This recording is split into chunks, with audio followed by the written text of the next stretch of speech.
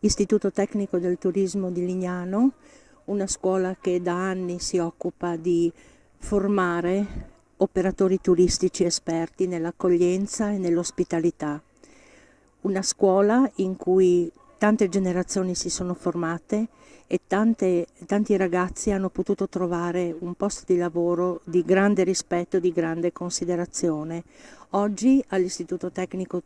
per il Turismo di Lignano una ricerca, una mattinata di informazione e di formazione su un problema che alle volte è importante nell'applicazione delle ore di lavoro, nell'applicazione della propria professionalità e molto spesso è importante per la relazione positiva con gli altri. Endometriosi, una malattia, dei sintomi, un momento personale, un'associazione si occupa di queste problematiche e ha portato queste problematiche nella scuola, dove maschi e femmine, comprese tra i 14 e i 20 anni,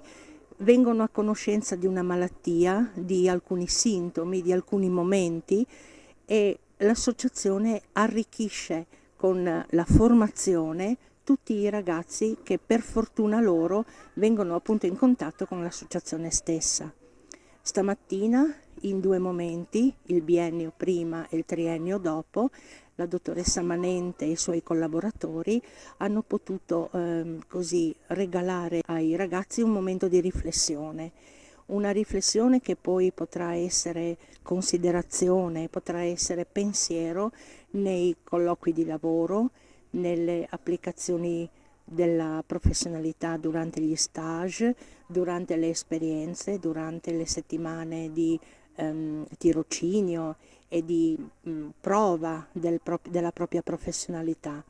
Una mattinata interessante, la scuola, una scuola che segue non solo le materie, le discipline, lo studio vero e proprio, ma sempre di più una scuola che si occupa di curare la relazionalità positiva dei ragazzi.